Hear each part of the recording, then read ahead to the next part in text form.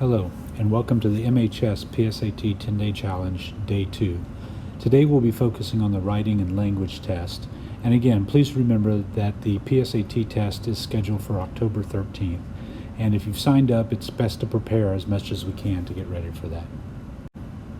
Now, the writing and language portion of the PSAT, as well as the SAT test, and even the ACT test, is built around measuring your ability to recognize, number one, effective writing, but also good writing, but also recognize misuse and improper use of some of the conventions around the writing process. So first off, when you look at your passages, you'll notice that the passages are sectioned off, and you'll have pieces of those passages underlined. Those are the specific sections where test questions will be asked. Now, sometimes it's possible that you'll get some kind of infographic as part of the text that you're having to read. So there's a little three-step method that comes from the Kaplan testing group, and their method is quite easy to follow. The first step involves reading the question, making sure you carefully understand exactly what the question is asking you. The second step is examining the infographic, picking up as quickly as you can what kind of information is available on that infographic. And then the third and final step is to predict an answer. Then checking your answer choices, see how close a prediction is available among the answer choices. So if you guessed right on, if you know kind of what the question is asking, you've read the infographic, and you've anticipated an answer, it's likely that you'll see that answer appear among one of the choices. This is one of the easier questions that you can get on this section of the test. But to find out more, I'm going to place a QR code on the screen that will take you to Kaplan's website, along with a quick overview of their method, as well as some practice problems for how to answer these types of questions involving infographics. So I'll leave the QR code on the screen for a few seconds so you can snap a picture of it, and then we'll move on to the rest of the suggestions for how to prepare best for the writing and language sample. So while this is on the screen, if you want to take a quick snapshot with your phone, it'll take you directly to the Kaplan site, where you can find some more practice dealing with these infographic type questions and following the three-step method to try to reach the correct answer.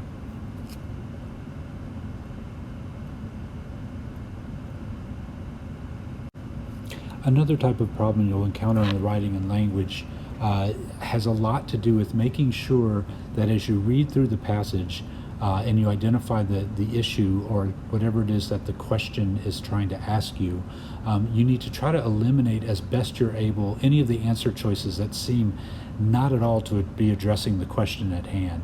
And this is quite common. It's a distracting method for test makers to use, but often you'll see a key word or even a key passage that's kind of mimicked in some of the answers, but actually that answer choice, even though it looks familiar because you see it in the passage, it may have nothing to do with the answer choice at all. So your best bet is to eliminate that choice very quickly, plug in your remaining answer choices, and try to select the most correct answer choice. Now, there are a couple of characteristics of correct answer choices on the writing and language section. When you're editing a piece, you want an answer choice that is not wordy, not overly repetitive, and certainly not irrelevant to the task at hand.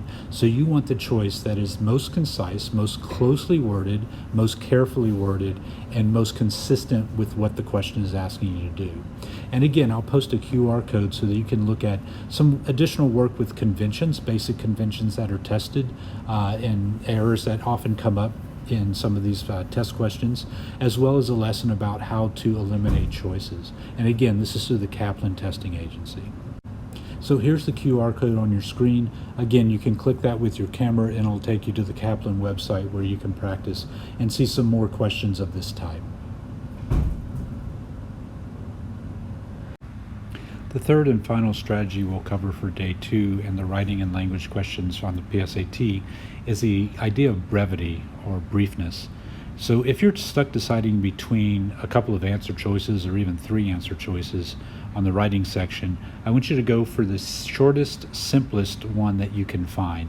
The longest answer is rarely the correct answer. Instead, this section operates on the ability to be concise, the ability to be precise, and the ability to be as specific as you can. So specificity matters.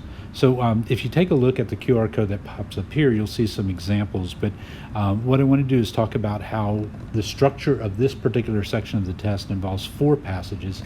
Each passage is filled with about 11 questions.